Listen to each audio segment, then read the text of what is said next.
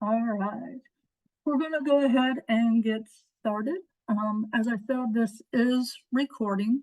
That way, if you need to go back, listen to anything, rewatch, share with a colleague, you can completely do that. Today, we're talking about the Sakai Gradebook. And so if you're watching today, we go over some of the main points of the Sakai Gradebook and even a little bit of attendance if that is a feature that you're interested in. So my name is Amanda. I'm Amanda Alford. I am one of the instructional designers at West Liberty. I am remote. I am a remote worker. So is Corey. Corey will be jumping on here as well later on in the session, most likely. She's also an instructional designer. We both live in Indiana. We live about 2.5 hours apart from each other. So we are only on campus about 2 or 3 times a year. So if you need to get a hold of us, just let you all know that if you need us to come to your room, it will probably be through Zoom only because we're never on campus. We are both former ed tech coaches, instructional design coaches. We are both former teachers. I'm a former secondary science teacher. I did that for about 15 years. Corey is a former computer science and social studies teacher. Those are our emails. So if you need to email us, it's just our first and last name at West Liberty. And then you can also find us on LinkedIn if you really want to. I never post to it, so you're not going to find a whole lot of information. But if you would like to and connect, I'm there. So today's session, this is how it's going to work. I am going to show you in another tab as much as possible, as much as I have access to, what we're talking about as I go through the session. So you can actually see in Sakai where everything is. I recommend if you already have a course that you are teaching, that you also pull Sakai up on another tab. That way, as I'm going through things, you can see in your class where things are. If you want to make any changes or modifications, you can in real time. You can also ask questions.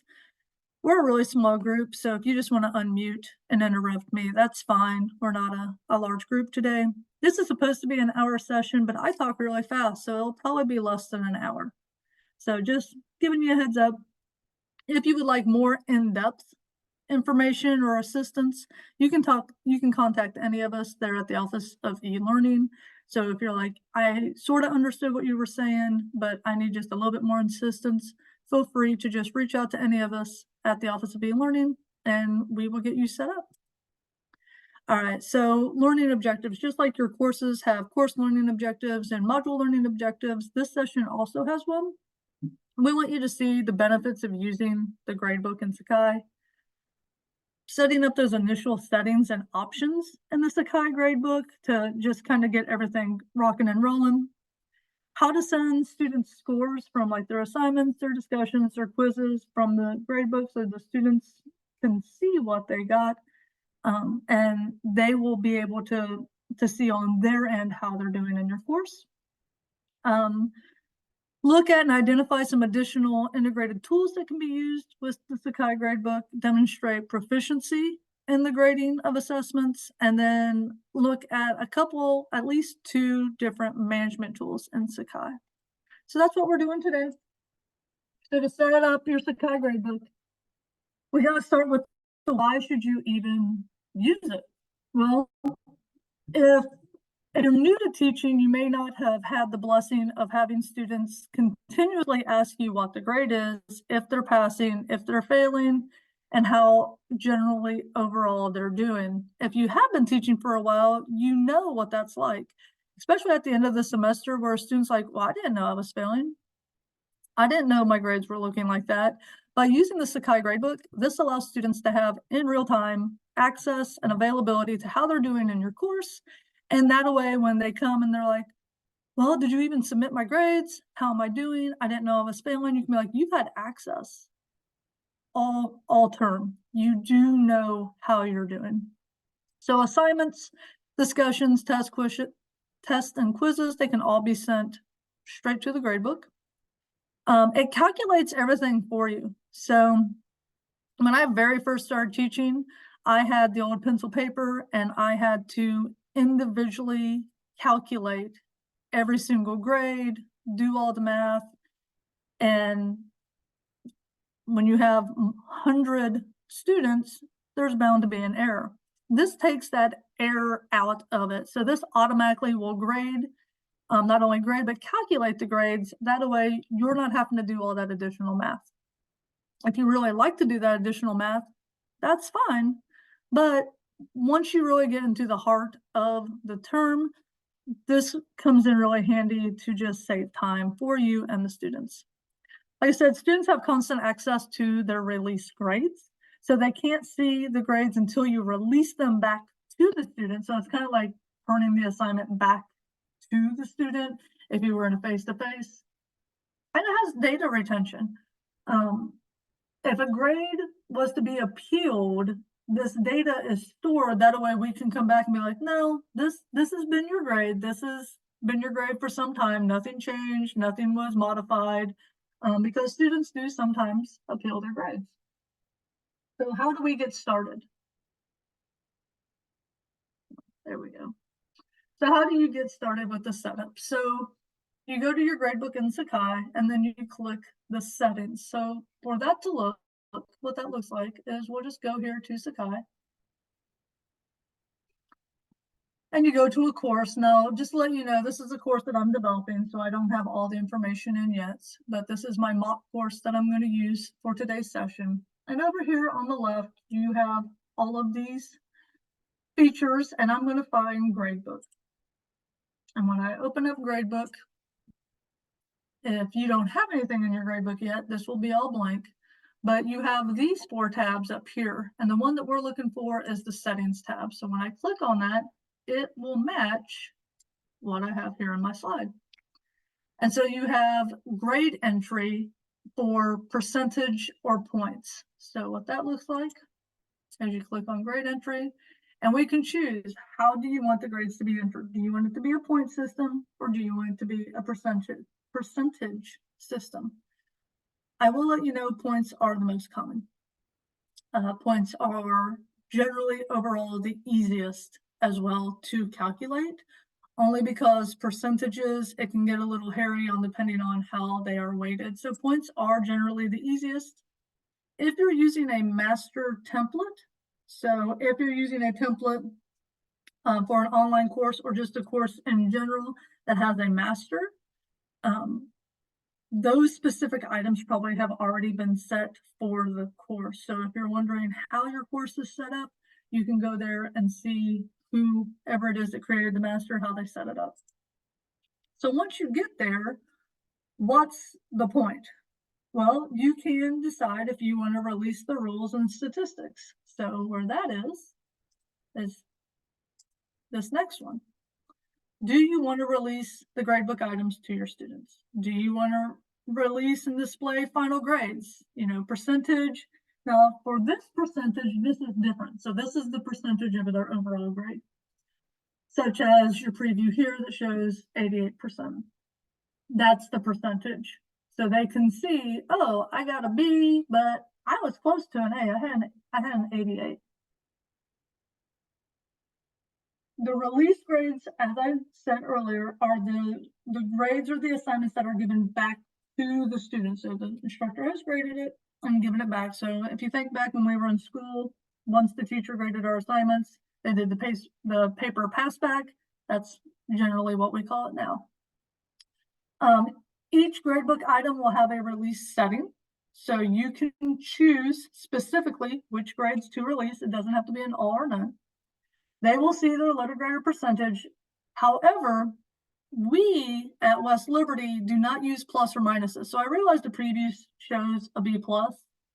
That is because that is just Sakai in general. We at West Liberty say no, there's no pluses, there's no minuses. It's just straight A, B, C, D, or F. Okay. You also have instructor preference. It is not required to be set, but you can choose under statistics here if you would like the grade items statistics to be released to the students. All right. Do we have any questions about that? Are we doing okay so far? I don't want to go too fast. All right. So the next thing we have is categories and weight options. So we can find that in the next one. So categories and weights right here. Okay.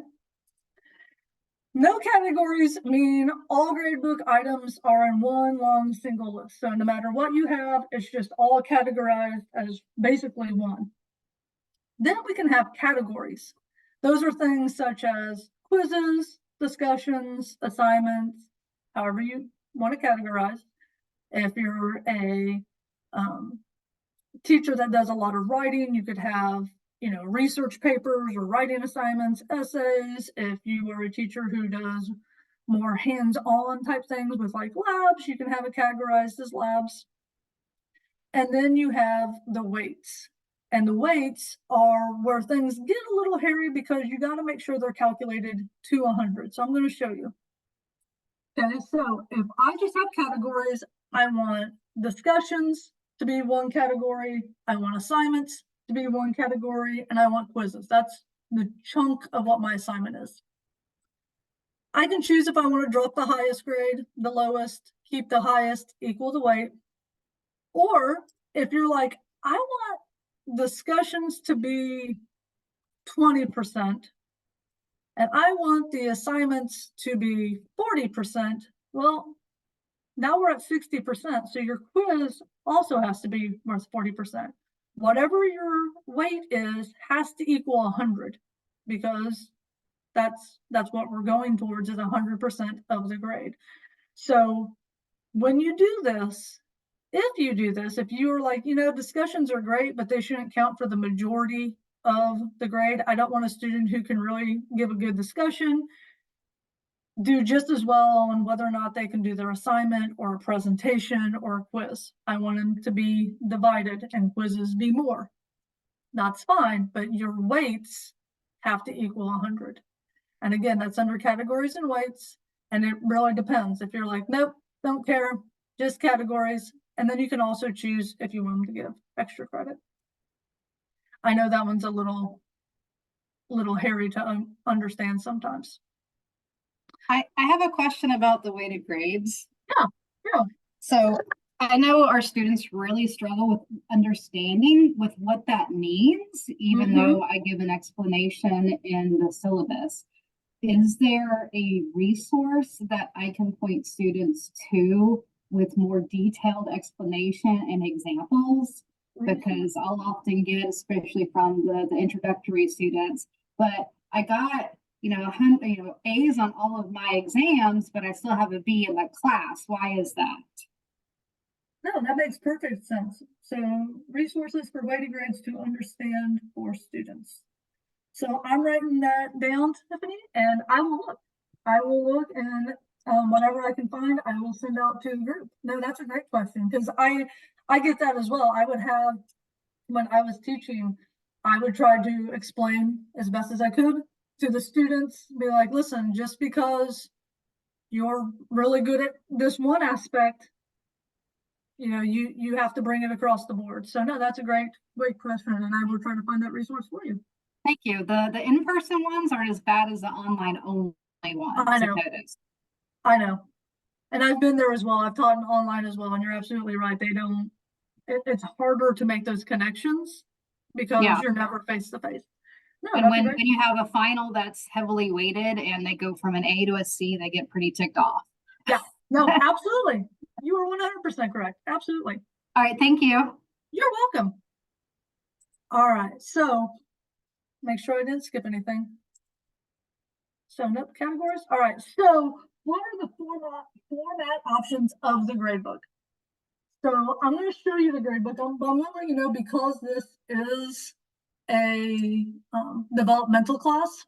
So right here where it says dev, I'm still developing it, so I don't have a whole lot of things. What it means is when you don't have any categories, all of the grades will just go in a long line all the way across, and you will have to scroll back and forth to find where the grades are. Okay, but you can go left and right, or you can group them, and that's where the categories came from. So that's why I showed you the categories. The categories, as you can see, is color coded. So I have the discussions. So right here, all the discussions will be together under this kind of mint green color. So as I put discussions into my gradebook, as long as I categorize them as a discussion, and to do that, I just go right here to category and I choose which category that I have. Then we can see, all right, for discussions, here are your total points. This is how you're doing for the assignments and then for quizzes. So it color codes them so you can have them kind of broken up and a little bit more manageable of a chunk. Okay. And they show in those categories. And to do that, so what I did is I clicked right here, the group by category. So if I don't group by category, it looks like this.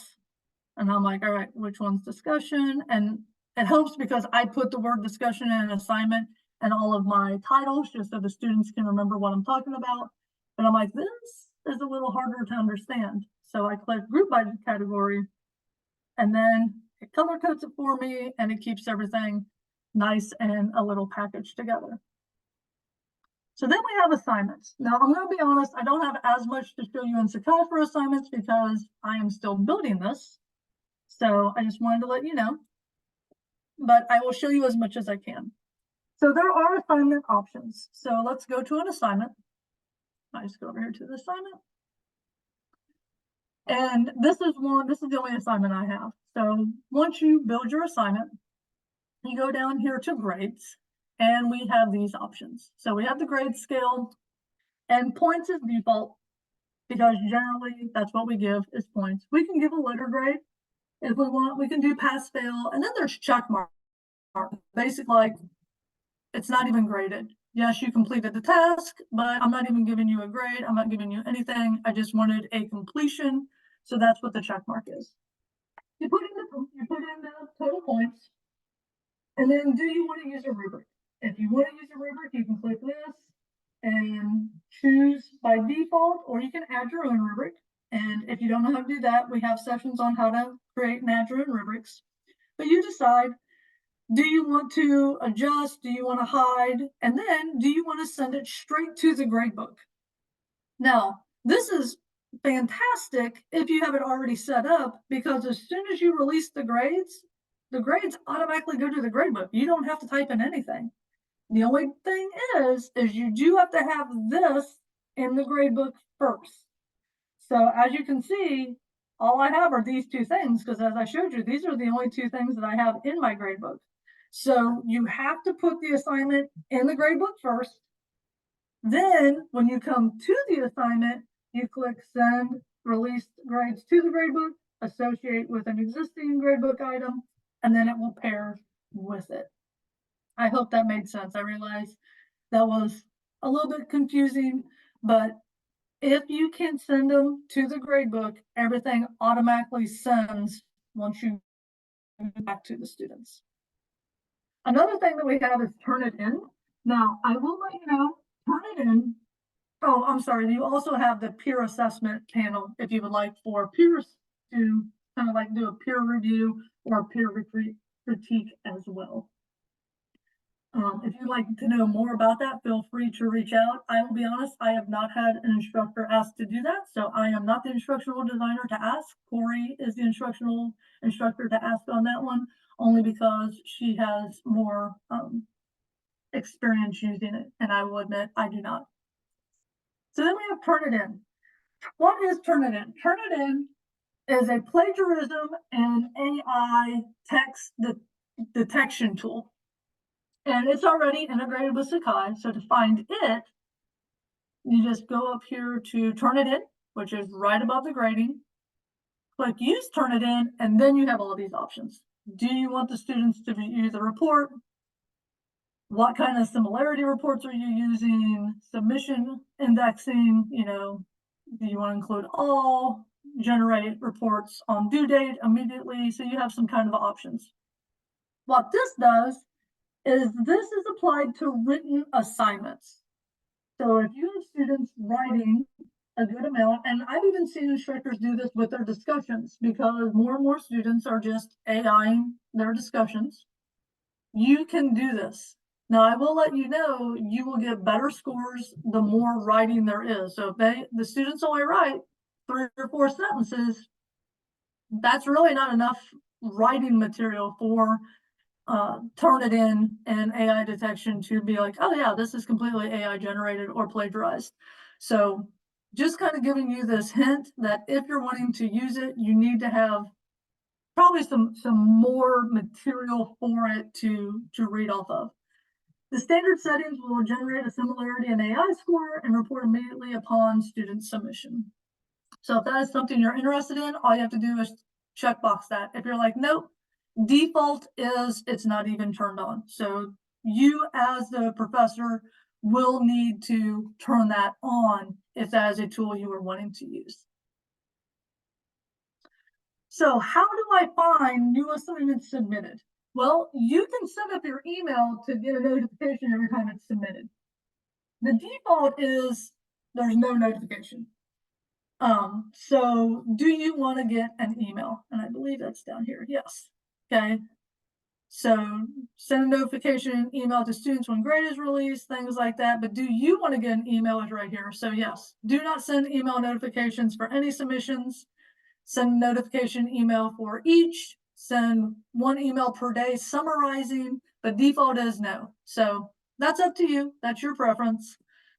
Down here in the assignments, it will say in and new, and so how many assignments have been turned in, and it will give you the number of students you have on your roster, just so you can get an idea. And where that is, I'm gonna hit cancel. That's right here. Now, since I'm developing this course, I have 0, but if I had students, it will tell me how many are new, how many have turned in, and it will give me an idea of where my students are. So the next couple of things are a little harder for me to show because I don't actually have students. And that is, how do I manage grading assignments?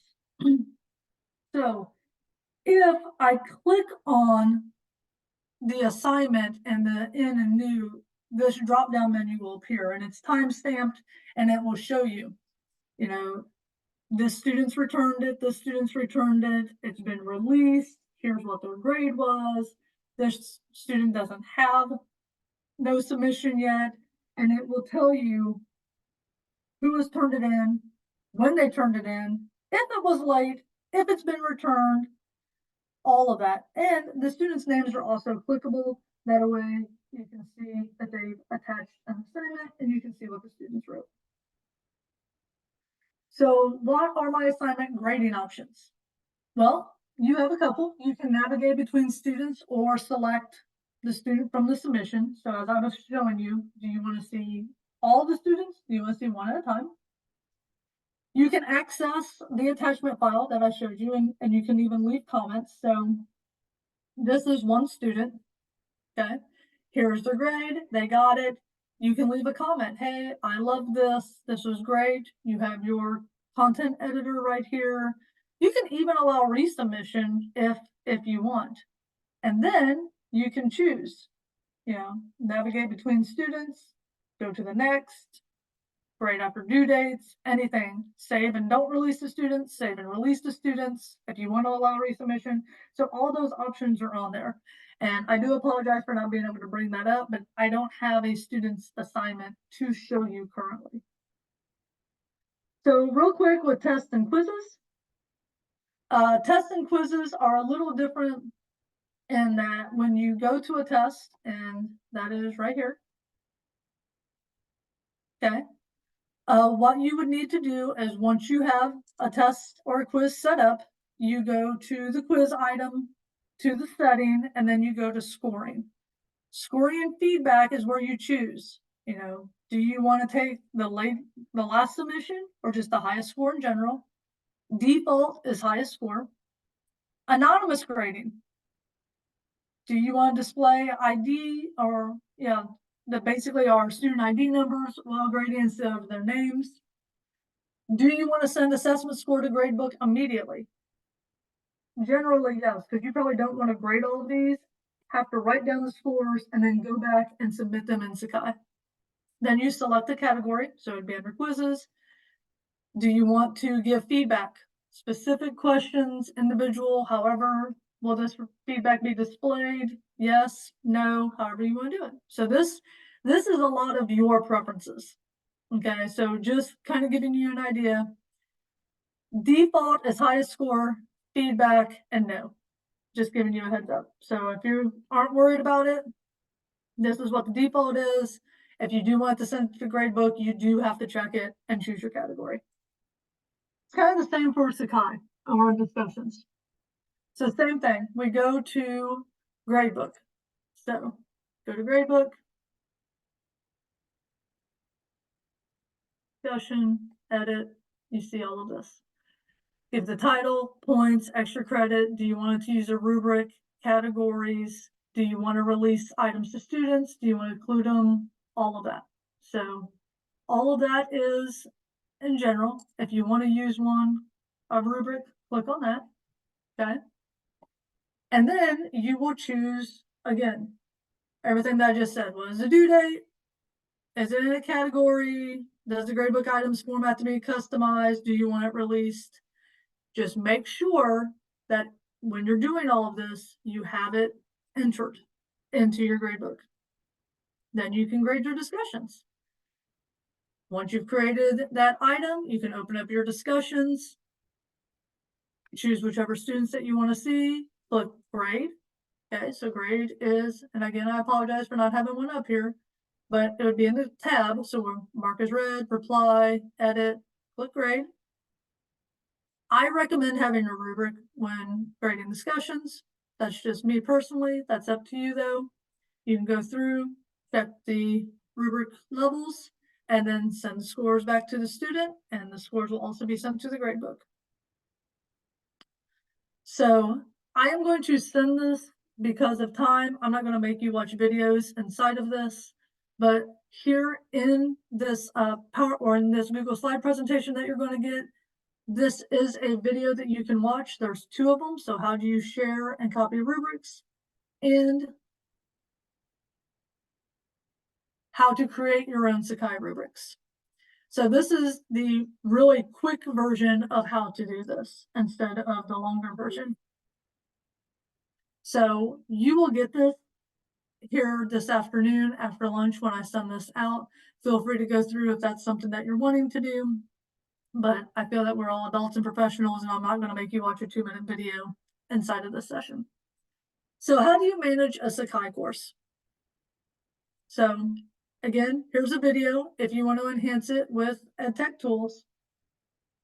But you can add EdTech tools to your course. So this is a Kahoot that Corey and I have done before.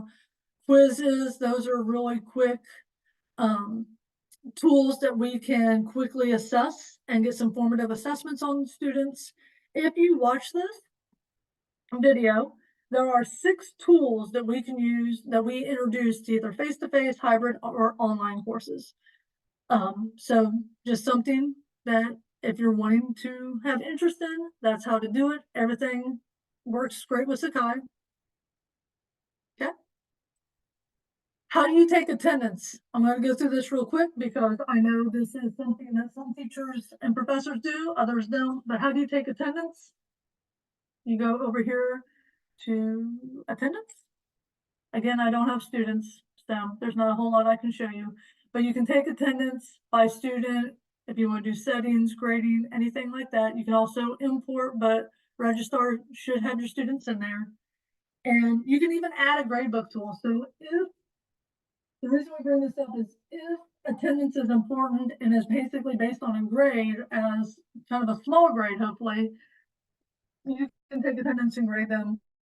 And again, that's just on your sidebar. Hold on. Come on, mouse. And it's usually down here by roster. And again, you can present, absent, excused, late, left early, comment, however you want to do it. Can you show a little more about the attendance feature and how does that work? Do you have to preset that as a category in the gradebook? Yes. Yeah, you'll have to preset that as a category in the gradebook. Just like your tests and quizzes. Now, if you don't, it will just basically not be categorized and it will appear, but it probably won't appear where you want it. Does that make sense? It will just Yeah. randomly place itself wherever it thinks it should go. The only reason I'm not showing more on the attendance is because I don't have all the students to access all the features. Does that make sense? Yeah, you don't have anyone to do it to. I Yeah, didn't know how that, because I have a professional grade yeah, that's attendance is a part of, and it would be easier just to click the attendance and have it all pulled over. And I'm yeah. assuming we can change the grade manually if needed. Yeah, well, if you would like, Tiffany, if you want to set up a time with either Corey or myself, and we can help you work through yours. The only thing is we want faculty to know that this is an option, but it's hard for Corey and I because we are never signed students. Mhm. So we can help you get through it, but we can't show it because registrar won't give us a dummy student, quote unquote, to show you how this works. But if you would like to know more about it, yeah, reach out to, you make a help ticket, you can reach out to Corey or I, and we can set up kind of a one-on-one and help walk you through it specifically for your course. Okay, thank you. You're welcome. All right, so what's the grade report? Oh, here we go. The grade report is basically so you can see all the assignments submitted by a student. It's helpful for advising students to show course progress. It's also great to show students and to even screenshot it, or if you're doing online, you can bring everything up and kind of screenshot it or do a Zoom with them and be like, look, this is why you have the grade that you have. You got a 0 here, you got a 19 out of 20, you got 58 out of 20, you don't have a grade, this was late, and so it kind of shows you in general, overall, how that student's doing. So we go to assignments. Okay, grade report is right here. And again, because I don't have any submissions, it's a little harder, but you would be able to show a grade report and click on that student's name, and it will give you an overall summary of each individual student. When and how do I post final grades? So at the end of term, all grades should be finalized in the Sakai gradebook. You need to log in the wins. Okay. And when you log in the wins, make sure you save everything. Save is going to be your best friend when it comes to this. So you will select your faculty grade entry. When you go into wins, find your course, final grades, and then course. And you will copy each student's final Sakai grade into the wins column. So the biggest thing I recommend is you can't hit save too much, because you don't want to, and I'm guilty of this as well. I would start putting grades in and I wouldn't hit save as much as I need. I'm like, oh, I'll just hit save when I'm completely done. I would get interrupted. I would get a phone call. I would have somebody come into my office. I would basically forget about it. It would time out. Because I didn't hit save, I would have to go back and do it all again. So anytime that you can remember, if it's every 5 students, 10 students, however you want to do it, click that save button just to help keep your progress, because nothing's more frustrating than doing all of that work, getting interrupted right before you could hit that save button, it timing out, and you having to do it all over again. That's frustrating. There's also a calendar option. So your calendar option is right here. Okay, and you can choose however you want to see it. So if you want to choose week, month, day, however you want to see it. This is very similar to Google Calendar. You can utilize it on the home page, and this shows all due dates for your current courses. So the student for that course would see down here a deadline. Hey, this is due for your course on September 22nd. And it sends those little reminders on the homepage for the students to see you have something due. You can also create your own calendar items. So if you have a special event, if you have a formative assessment, if you have a discussion, activity, lecture, whatever you want to do, you can put it on there, but you can then add these for your students to see, and it helps them see those due dates. Now, I'm not going to sit here and lie to you and be like, this will keep all of your students on track and keep them from never turning in an assignment late. That doesn't happen. But at least you're going that extra step and helping students who maybe struggle with time management and need that extra little reminder. So where do I learn advanced Sakai tools? You can contact us at the Office of E-Learning to enroll in a self-paced Sakai course development, and it will show you the step-by-step mechanics of creating a course. This is self-paced instead of doing like a one-on-one with Corey or I. That way you can do it at your own pace. You can go back of whatever you need. You can look ahead and be like, all right, I'm already good at creating courses, but I need help with Gradebook and I don't want to talk to anybody. You can work at it at your own pace. There's also additional training development available on our professional development page. We have online teaching, course development, pre-course development, or you can just reach out and talk to Corey or I, Marilee, Donna. We'll help you out. How do you get the help? Well, click help in the left side, or you can go to your quick access and click a help ticket. If you create a help ticket, it comes to one of the four of us at the Office of E-Learning, whoever's working that day. Be specific as possible, or just include screenshots. Screenshots are fantastic because it helps us visualize what you're needing. But fill out a help ticket and say, I would like this. This is who I've been talking to. This is who I've been working with. And we will get to you because somebody's always watching the Sakai tickets. Hi, Corey. This is Corey. She's also an instructional designer. So, but Corey and I can help you out on anything. Do you have any questions or feedback or anything like that that you have for us? No, but thank you for the presentation. Oh, you're welcome. Real quick, Corey, one thing that we have asked is there a resource for weighted grades for students to basically understand how weighted grades work? Because our online students are struggling with weighted grades. You know, the test is worth 40% of the grade, but the homework's only worth 20% of the grade. And even though they got A's straight across the board, they bombed the final. And now why do we have a C? So, well, that's the age-old question. I mean, we all as teachers had to teach math because the students didn't get it. But if we could find resources, this group would be extremely appreciative.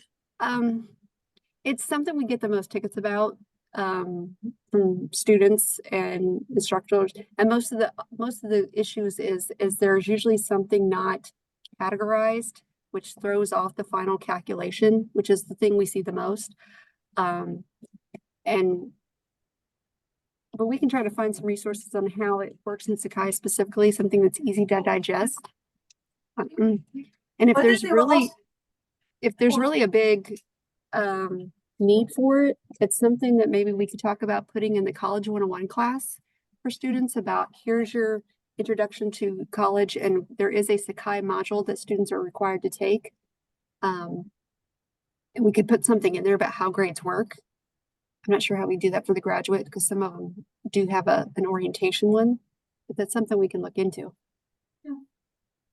But yeah, the question was, it's just students in general are struggling to understand how weighted grades work. So we will definitely look. All right, well, I'm going to stop the recording.